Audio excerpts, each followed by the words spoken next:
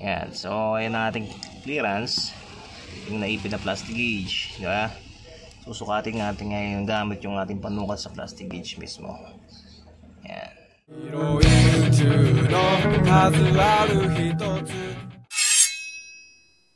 Papips, kamusta kayong lahat? Short video for today. Currently, on the process pa rin ako ng pagkukumpuni ng engine, 4AF engine ko sa small body clearance ng connecting rod bearings.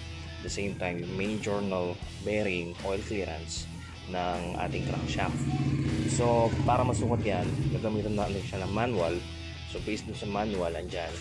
So, makita naman natin sa manual ang standard specs ng ating connecting rod bearing oil clearance is nasa 0.020 mm to 0.051 mm.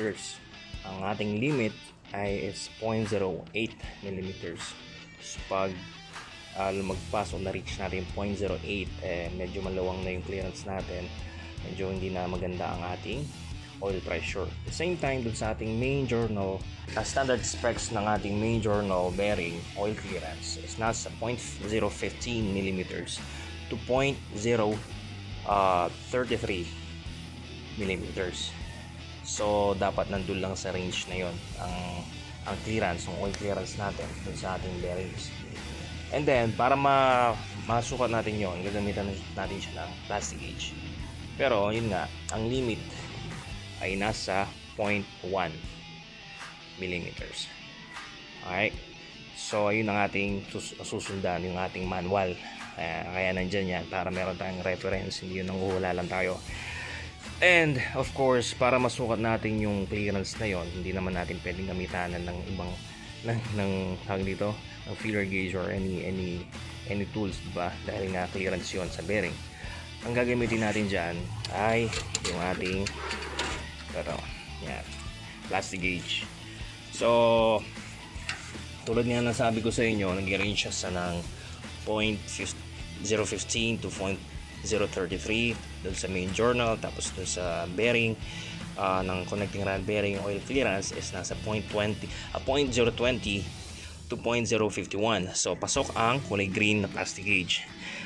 Bilhin nyo is green na plastic gauge o MPG 1-1 dahil ang specs naman nito is ang susukatin niya from 0.025 to 0.076 mm. So, pasok dun sa susukatan natin. Ngayon, color coded kasi yan. So, kung gusto niyo na mas mataas na clearance or mas mataas na sukat, ayan, pwedeng gamitin yung red or blue. Pero dito sa tiyempo na ito, ang gagamitin natin is itong MPG-1, ang kulay green na plastic gauge. So, andun yung sasakyan. So, hindi ko na binaba yung makina. Susukatin ko na lang dun sa ilalim na sasakyan. So, yan. Tatanggalin ko yung isang connecting rod bearing cap. Tapos, susukatan natin siya gamit nitong plastic gauge na kulay green. Papakita lang natin kung paano ba gamitin itong plastic gauge. At the same time, paano ba gamitin ng efficiently yung ating plastic gauge, yung mga tools, right tools sa right scenario. So, tara, doon tayo sa ating kotse. Alright pa pips, balik tayo mga katropa. So, ito yung sa ating crankshaft. So, natanggal ko na yung oil pan.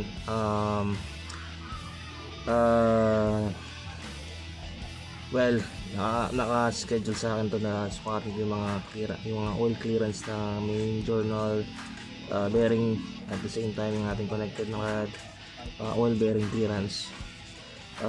So, yun nga, ito 14 mm yung ating mga nuts and bolts dyan. So, kailangan muna natin siyang i-brake natin yung torque nya. So, tanggalin ko muna itong bearing cap. Okay, so hindi ko lang dito.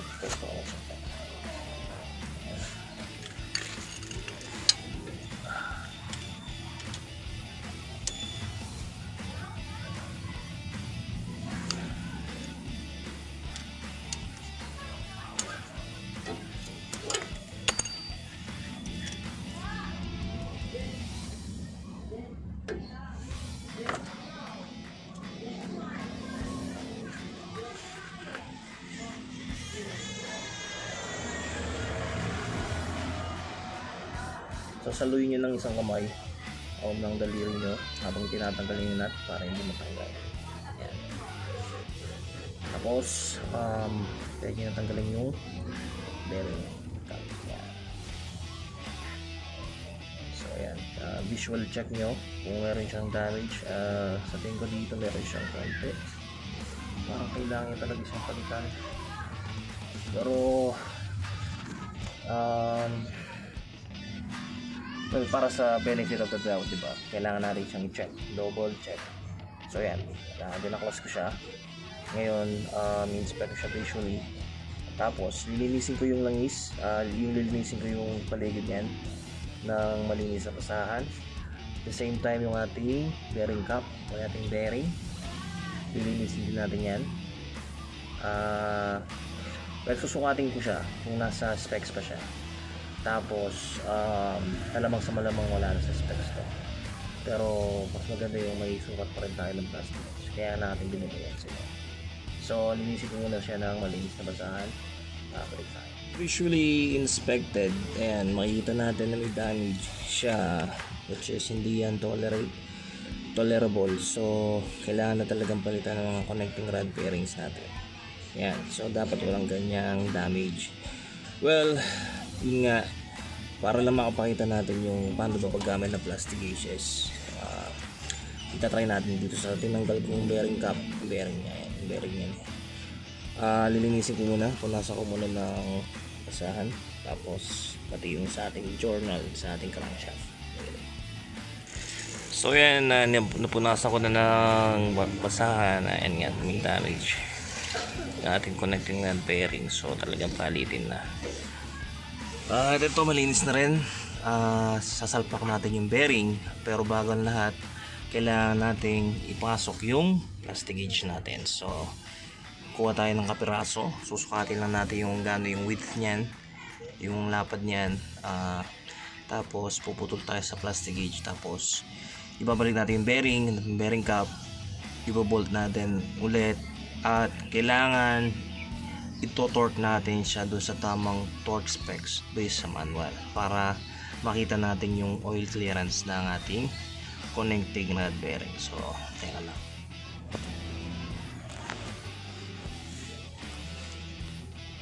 yan, so puputol tayo ng plastic gauge. Dahil lang,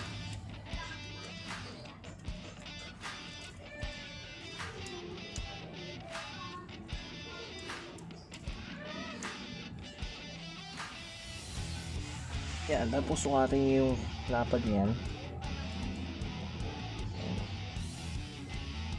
So ganun yung putol nyo, putol natin.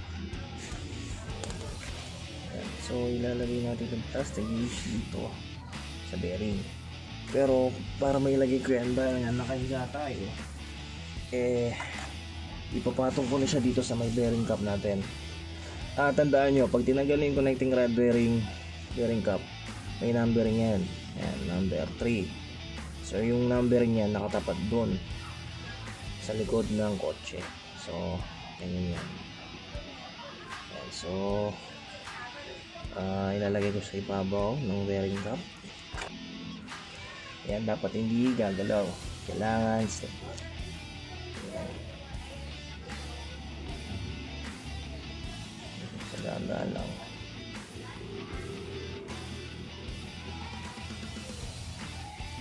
Okay, so hawakan ko siya lang yung kamay para makikadip ko yung nuts.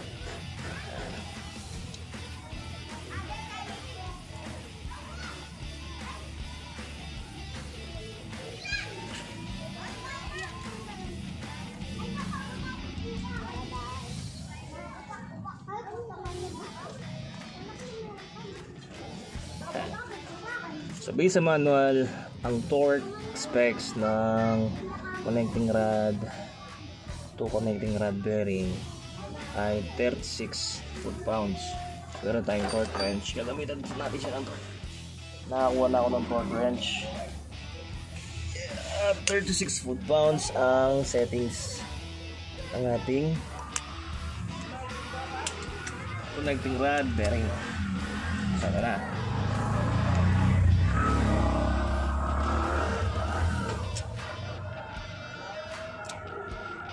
equalin yung higpitan para hindi masyadong tasa yung isang side.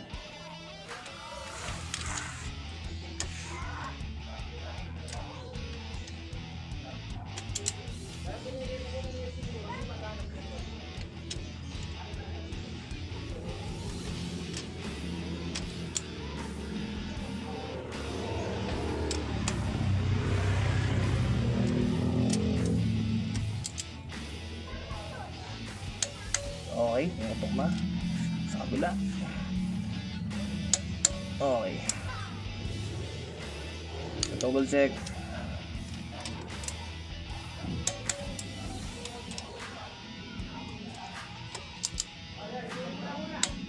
Okay, so naka-torque na siya, 36 foot-pounds.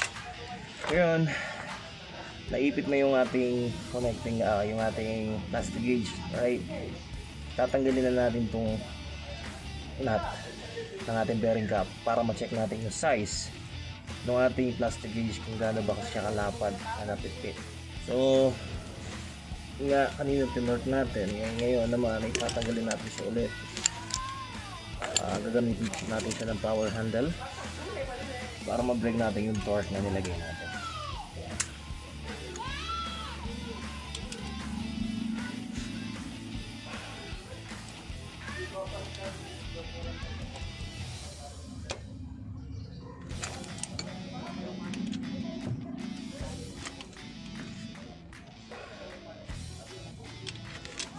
Hirap na nakahiga mga boss.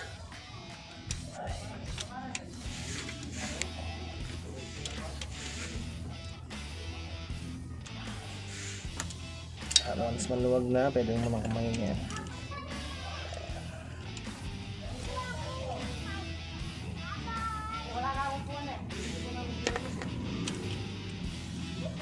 Huwag yung nakalimutan hawakan yung bearing cap para di malaglag sa ulo nyo. Yan. So once na matanggal na yung mga nut, handa natin tanggalin. Tatayo na, nalaglag nga.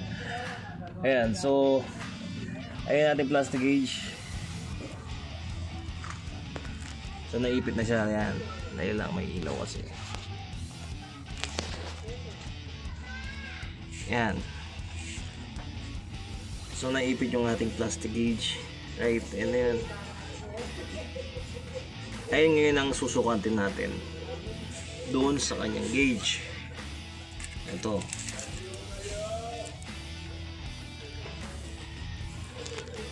Ayan, so itatapat natin to kung siya tatapat at doon gano'n siya kalapad, ayun ang kanyang sukat.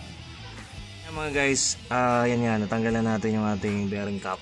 Pwede na natin sukatin yung ating plastic gauge kung ilan ba ang sukat ng kanyang clearance.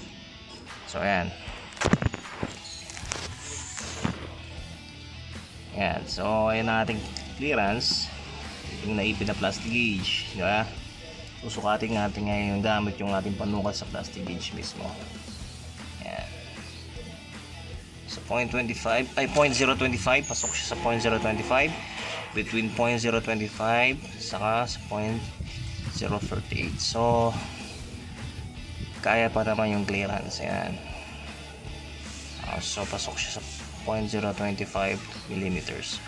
Based dun sa ating manual, kailangan nasa 0.020 siya at 0.051 mm. Ang ating limit is 0.08. Pero dito pasok naman siya sa 0.25. Ayan. 0.025 saka sa 0.038. So hindi naman siya kasukat ng 0.051. So ayan. Well, as a matter of fact, diba nga, chinek natin yung bearing at yung damage na siya. So kailangan ko rin palitan kahit na tama pa yung kanyang oil clearance. So kailangan ko rin siya palitan. So pinakita ko lang sa inyo paano ba gamitan ng plastic gauge ang ating mga connecting rod bearings. Ganon din yan sa ating mga main journal sa ating crankshaft. Ito. Tanggal lang natin ng bolt. Tapos linisin. After malinis ng bearing sa kanon journal, lagyan natin ng plastic gauge na tama lang ito sa kapal ng kanyang journal. Then ipit natin yung bearing cap, ay yung bearing together with the bearing cap, bolt in, tapos ito-torque natin siya doon sa tamang torque specs para maipit yung ating plastic gauge. Pakita natin yung oil clearance ng ating main journal bearings. Ayan. So ganyan lang kasimple mga guys. Ito yung ating main bearing sa ating 4AF engine. Yan. So kahit din na natin gamitan ng plastic gauge yan, dahil damage yung kanyang bearing, obligado na yung palitan na yan kahit hindi na natin sukatan ng plastic gauge. So tinanggal ko yung isa, medyo madilim na, bukas ko na lang ipagpatuloy ulit. So yan, ay mga paps. Well, magagamit yung plastic gauge once na bumili kayo ng standard size na bearing, na main bearing at ng connecting rod bearing, bago nyo fully install, sukatan nyo muna ng plastic gauge yung clearance, ng oil clearance ng bagong bearing, saka dun sa journal nya, para sigurado kayo. Dapat nandun sa loob ng specs ng nasa manual, dapat di lalagpas doon at di magkukulang doon, nandun lang dapat sa gitna. So marami pa tayong mga videos na gagawin. Isa to sa mga ginawa ko dahil nga dumating yung toolbox galing ng UK, hindi ko naasikaso yung sasakyan. Medyo nag-focus tayo doon sa pag-ayos ng mga tools doon sa toolbox. Ngayon ginagawa ko na ulit yung sasakyan. So ito yung first video na i-share ko sa inyo, paano ba magsukat ng ating oil clearance sa ating connecting rod bearings at the same time doon sa ating main journal bearing. So yun lang, sana may natutunan tayo mga paps. At salamat sa panonood. At kung di pa kayo nakasubscribe, please hit the subscribe button. At tune in lang kayo. At makakatulong to sa mga kapwa natin na katropa natin na naka small body na gusto mag DIY din. So yun lang, ingat kayo dyan at God bless.